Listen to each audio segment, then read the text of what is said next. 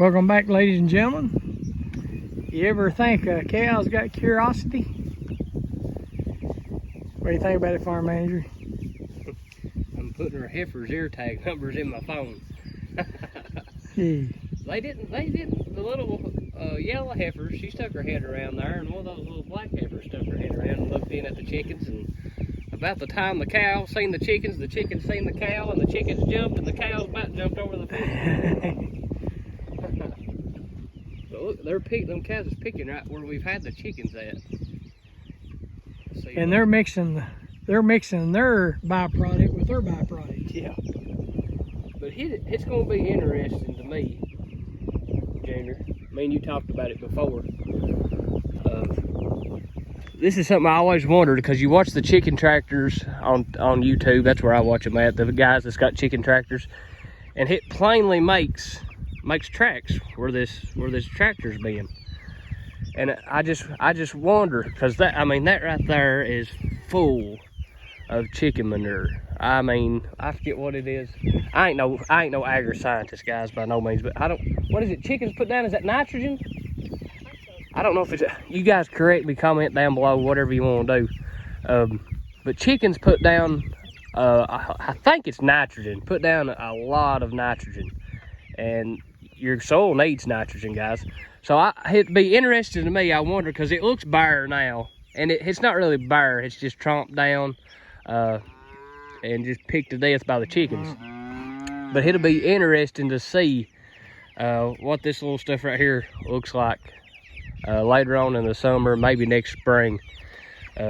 Because of the cage, where it ain't getting no sunlight, because that's why we're wanting to move it so often, about every day, the cage. I would rather it look more like that as opposed to that.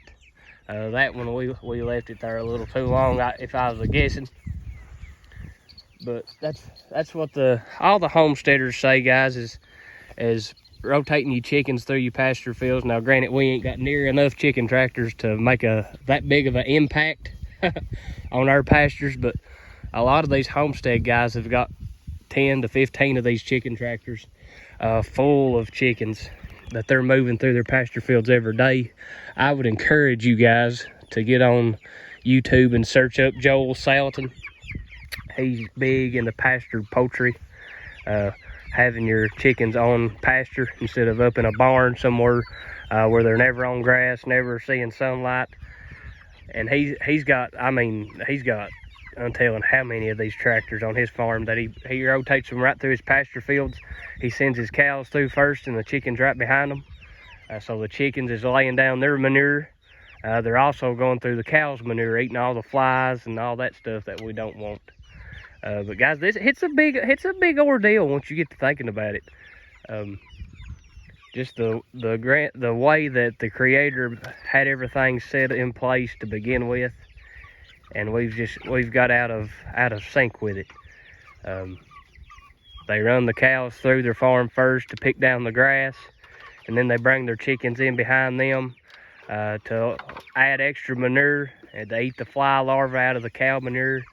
I mean, guys, it's a big ordeal that the Creator, the good Lord above, designed it to be that way, and it works, and works very, very well. But just through human practice, we've just got away from the way God made it, and we're trying to get back here at Penny Pincher Farm. Maybe not in a big a way as they are down at Polyface Farms or nothing, but we sure are having a lot of fun trying. I like the chickens, guys. Dad's the main man when it comes to feeding and watering and all that, so he does it more than I do by a lot. So he's still on the fence about it, because as we're doing the chicken thing, we're learning that them suckers right there will eat you out of house and home. They're like a dog. They'll eat whatever you pour out in front of them, whether they need it or not.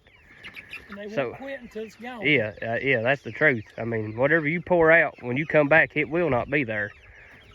You can back a tractor and trailer load of food up to them, and they'll eat that trailer till it's empty.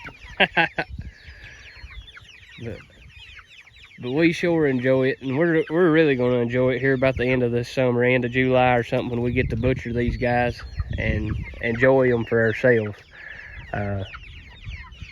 that's why we're doing it, is for nutrition, guys. And you get to thinking about it. If something, I'm sorry, I keep pulling the camera up. I don't know why. I get to talking and not paying attention where I'm pointing the camera at. But if you really get to thinking about it, I mean, we kind of experienced it in a small way during the pandemic there a while back.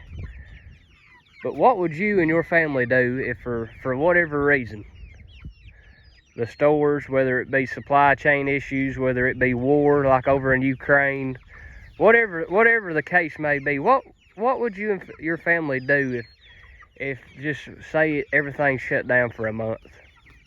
Do you guys have things in place? Do you have food saved up? Do you have animals walking around your farm that you could sustain yourself? When, I mean, people will call you a doomsday prepper and all that, but if you really get to thinking about it, I mean, guys, the world we live in right now, you may ought to have a plan in place. Not having low faith, Junior. Right. But just being prepared. Being prepared for the worst to come. Being prepared. And it just so happens we like preparing. We enjoy fooling with chickens. We enjoy fooling with cows. We like that. And just the byproduct of it is something that you can eat that sustains our life. But that's getting in deep, guys. That's a video for another day. Beautiful spring day here in eastern Kentucky. We got Granny's apple orchard right here that we're standing in the shade under. It's just a beautiful time here in eastern Kentucky. But guys, we're going to sign off. This is Penny Pincher Farms, and Junior says, good day.